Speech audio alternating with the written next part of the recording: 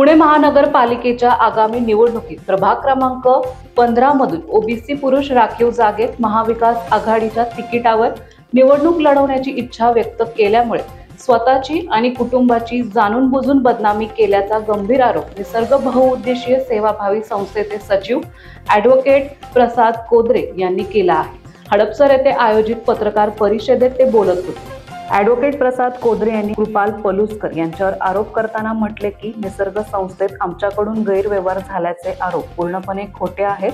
प्रत्यक्षात संस्थेत आर्थिक गैरव्यवहार कृपाल पलुसकर आणि त्यांच्या मायलेकांनी केले असून संस्थेच्या निधीतून जागा खरेदी करणे, घर बांधणे आणि कार घेणे असे प्रकार त्यांच्या बाजूने झाले आहेत। आमच्यावर दाखल केलेल्या खोट्या गुन्ह्यात न्यायालयाने आम्हाला अटकपूर्व जामीन मंजूर केला आहे। आमची कोणतीही गुन्हेगारी पार्श्वभूमी नाही। पालिकेच्या निवडणुकीत मी प्रभाग 15 मधून इच्छुक असून आरक्षण जाहीर होताच माझी प्रतिमा धुळीस मिळवण्यासाठी हा खोटारडेपणा करण्यात आला आहे। नमस्कार, मी ॲडव्होकेट प्रसाद सुभाष कोदरे, निसर्ग बहुउद्देशीय सेवाभावी संस्थेचा ट्रस्टी आहे। काल माझ्यावरती जे आरोप झालेले त्या संदर्भामध्ये मी आज या प्रेस कॉन्फरन्सचं आयोजन केलेलं आहे। सन 2006 ची गोष्ट आहे। निसर्ग बहुउद्देशीय सेवाभावी संस्था ही माझ्या वडिलांनी म्हणजे सुभाष मारुती कोदरे यांनी स्थापन केलेली आहे। मी आणि जो कृपाल कृष्णराव पलुसकर आहे, आम्ही एक मित्र होतो आणि पुढे काहीतरी वेगळं करायची इच्छा होती, म्हणून आम्ही दोघांनी मिळून निसर्ग बहुउद्देशीय सेवाभावी संस्थेमध्ये शैक्षणिक संस्था चालू करायचं ठरवलं। तर 2016 मध्ये माझ्या घरामधली जी नावं होती ती कमी करून त्यांच्या घरातली 5 मेंबर ऍड केले आणि आमच्या घरामध्ये फक्त 2च राहिले। त्याच्यानंतर आम्ही केपी पॅरामेडिकल इन्स्टिट्यूट ह्या नावाने एक कॉलेज इन्स्टिट्यूट स्थापन केलं आणि त्याची मान्यता आम्ही निसर्ग बहुउद्देशीय सेवाभावी संस्था हे त्याचं मान्यतेचं पत्र आहे। तसंच महाराष्ट्र राज्य कौशल्य विकास संस्था यांनी पण आम्हाला निसर्ग बहुउद्देशीय सेवाभावी संस्थेचं केपी पॅरामेडिकल इन्स्टिट्यूट म्हणून मान्यता दिलेली आहे। तर एकंदर पाहता हा सगळा जो माझ्यावरती आरोप झालेला आहे त्या आरोपामधून एक सिद्ध होतंय की कृपाल कृष्णराव पलुसकर हा व्यक्ती किती खोटारडा आहे हे सांगण्यासाठी मी तुम्हाला इथं आज प्रेस करत आहे। 2020 ची गोष्ट आहे, जेव्हा भारतामध्ये अख्ख्या जगामध्ये लॉकडाऊन पडलो, त्यावेळेस लोकांना खायचे प्रश्न होते, पगार भेटत नव्हता, नोकऱ्या जातो। अशा वेळेस कृपाल पलुसकर यांनी त्यांची आई ललिता कृष्णराव पलुसकर यांच्या नावे मांजरीमध्ये 1.5 गुंठा जागा घेतली आणि ती जागा घेतल्यानंतर त्यांनी त्या जागेवरती लॉकडाऊन मध्येच एक आलिशान घर बांधले। 3 मजली आलिशान सुखसोयीयुक्त असं घर बांधलेलं आहे। तसं पाहता लॉकडाऊन मध्ये लोकांकडे पैसा नव्हता, तर हा पैसा एवढा यांच्याकडे आला कुठून या संदर्भात मी त्याच्याकडे जेव्हा विचारणा केली तर त्यांनी उडवाउडवीची उत्तरं दिली। मी जेव्हा ऍक्सिडेंट झाल्यानंतर 2021 ला परत संस्थेमध्ये जॉईन झालो, तर त्याच्यामधनं मला असं एक कळालं की संस्थेच्या पैशाचा कुठेतरी अपहार झालेला। त्या संदर्भात मी त्याला एक लेखी उत्तर मागण्यासाठी एक अर्ज केला की बाबा संस्थेचा पैसा गेला पुढं याचं मला उत्तर तू दे। त्यांनी मला या लेखी अर्जाला कोणते उत्तर आजपर्यंत दिलेले नाही। नंतर पैशाच्या अपहारा संदर्भामध्ये मी इन्कम टॅक्स ऑफिसरला मार्च 2022 रोजी एक तक्रार पत्र दिलेलं आहे आणि मी त्याच्या फॉलोअप मध्ये आहे। 8 ते 10 दिवसामध्ये इन्कम टॅक्स त्या पद्धतीने कारवाई करेल अशी मला खात्री आहे। तसं पाहता आज जो काय आरोप माझ्यावरती केलेला आहे, मी त्या आरोपा संदर्भामध्ये 2022 सालीच मेहरबान धर्मदाय आयुक्त औरंगाबाद येथे सेक्शन 83 अंतर्गत कृपाल कृष्णराव पलुसकर याच्यावरती गुन्हा नोंदवण्यासाठी अर्ज केलेला आहे। त्या अर्जामध्ये पलुसकर यांचं असं म्हणणं की हा अर्ज चालवण्याचा अधिकार धर्मदाय आयुक्त ह्या कोर्टाला नाही। जर संस्था धर्मदायाची असेल तर अधिकार हा धर्मदायालाच असणार।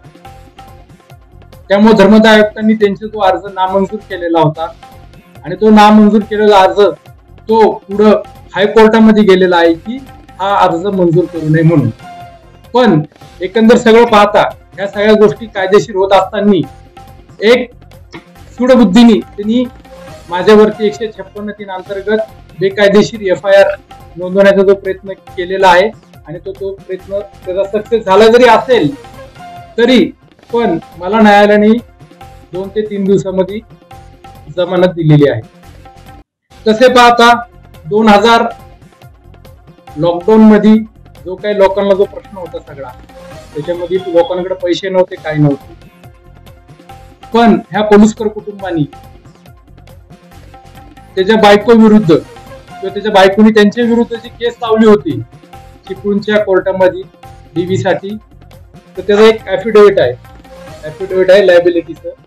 तर त्याच्यामध्ये जो कृपाल कृष्णराव पलुस्कर तो क्लिअर कट म्हणतोय की dependent is not working anywhere, तो कुठेही कामाला नाहीये, ही जॉबलेस, तो जॉबलेस आहे. Now he is a helping member of management in charitable institute name as a निसर्ग बौद्ध सेवाभावी संस्था under KP paramedical institute Hadapsar, and he is getting a remuneration of the 9,000 per month unregistered book maintain. म्हणजे जेव्हा त्याला बायकोवरती मेंटेनन्सची केस चालू होती त्यावेळेस तो म्हणतोय की मी कुठं कामाला नाहीये आणि मी निसर्ग सेवेमध्ये एक हेल्पर म्हणून काम करतोय, आणि ही संस्था प्रसाद कोदरे व सुभाष कोदरे यांची आहे. ऍफिडेव्हिट आहे. आणि हे खरेदी खत त्यांनी जे केलेलं आहे ते खरेदी खत 2020 ह्याच्यामधनं क्लिअर कट घोळ असा निर्माण होतो की 20 साली तू जागा घ्यायला तुझ्याकडे पैसे, पण बायकोला पैसे द्यायला तुझ्याकडे पैसे नाही. आणि ह्याच्या व्यतिरिक्त अजून एक छोटेपणा मी त्याला सांगतो, तो जो म्हणतोय की संस्था नवनिसर्ग संस्था स्थापन केलेली नाही हे त्याला माहितच नाहीये, ती संस्था बनावट आहे. जर ती संस्था बनावट असेल तर 10/8/2021 रोजी जे संस्थेचं ऑडिट आहे नवनिसर्ग नावाचं, त्या ऑडिट मध्ये त्यांनी चॅरिटी कमिशनरच्या सुपरिटेंडंट समोर प्रतिज्ञापत्र दिलेलं आहे आणि त्यांनी स्वतः जाऊन तिथं ते ऑडिट जमा केलेलं आहे 500 रुपयाच्या दंडासाठी. म्हणजे हा माणूस हे पण मान्य करत नाही की खोटं किती बोलावं, याच्यावरती पण त्याला एक ताळमेळ याच्यामधनं दिसून येत नाही. याच्यानंतर अजून एक मुद्दा महत्वाचा पाहता माझ्या लक्षात आलं की आपल्या संस्थेचा पैसा अपार्थ झालेला आहे, परंतु आपला संस्थेचा पैसा गेला पुढं. तर ते बघण्यासाठी मला 2-3 लोकांनी सांगितलं तुमच्या संस्थेचा पैसा इकडे तिकडे गेलेला आहे, त्या संदर्भात मी थोडीशी इन्क्वायरी केली तर क्लिअर कट मला दिसलं की त्यांनी एक doctor KP Paluskar charitable trust नावाची काहीतरी एक नवीन संस्था स्थापन केली आणि त्या संस्थेच्या अंडर KP पॅरामेडिकल इन्स्टिट्यूट असं दाखवलं.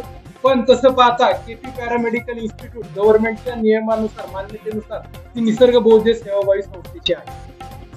म्हणजे निसर्ग बौद्ध सेवाभावी सगळा पैसा त्यांनी डॉक्टर KP पलुस्कर ह्या नावाने चॅरिटेबल ट्रस्टच्या नावाने त्यांनी आभार केलेला आहे. मला एकच सांगणं याच्यामधनं पैशाचा आभार कोणी केला हे मी आता कागदोपत्री तुम्हाला सांगितलेलंच आहे. तसेच त्याच्यावरती सेक्शन 80 अंतर्गत केस चालू, त्याच्यावरती करोडो रुपयाचा आभार करण्याची केस मी दावा करतो. जो माणूस 30 ते 35 वर्ष मांजरीमध्ये भाड्याच्या घरात राहत होता, लॉकडाऊन मध्ये असा काय चमत्कार झाला त्याच्या घरामध्ये की त्यांनी 1.5 ते 2 कोटीचं घर बांधलं. त्यामुळं माझा असं म्हणणं आहे की त्यांनी जो आरोप केलेला आहे किंवा तो जो आरोप करतोय तो एक सूडबुद्धीने आहे. मी एका पक्षाचा एक उमेदवार साठी इच्छुक आहे किंवा एका पक्षाचा मी एक पदाधिकारी आहे, त्याचा गैरफायदा घेऊन हा आमच्यावरती हा आरोप करतोय आणि हा आरोप सूडबुद्धीने झालेला आहे. याच्यामध्ये माझी इमेज हा प्रभाग 15 मध्ये खराब करायचं काम हा पलुस्कर करतोय किंवा त्याची सगळी फॅमिली करते आहे. त्याच्यामुळं मी हेच सांगू इच्छितो की अशा भूल थापेला बळी पडू नका. आणि मी संविधानाला मानणारा माणूस आहे, संविधानानुसार न्याय प्रत्येकाला आहे आणि मी हेच म्हणतोय की मला न्यायपालिकेवरती विश्वास आहे आणि न्याय मला नक्की मिळेल आणि पुढे भविष्यामध्ये न्याय मागण्यासाठी मी न्यायपालिकेकडे जाणार आहे. सत्यमेव जयते.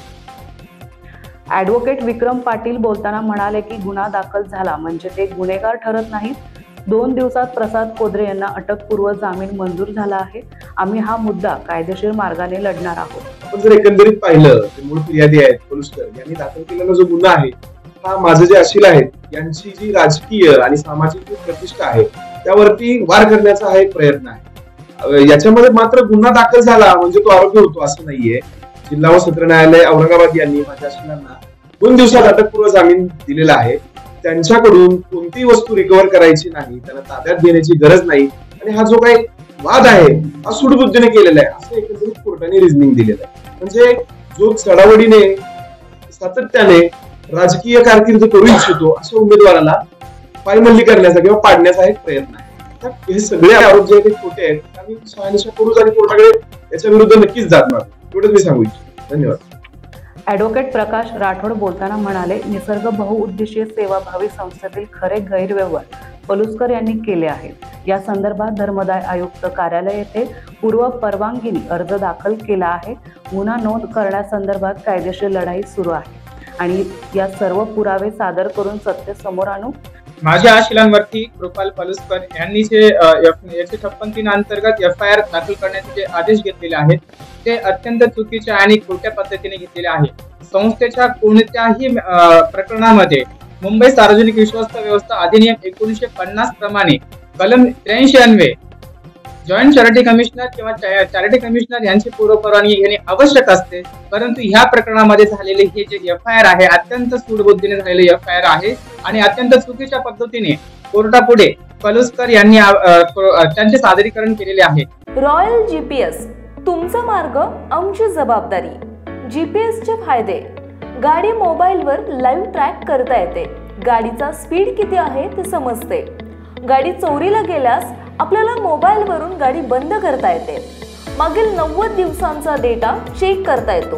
GPS वर 12 महिन्यांची गॅरंटी, एकापेक्षा अनेक लोकांना वापरता येईल असे सॉफ्टवेअर.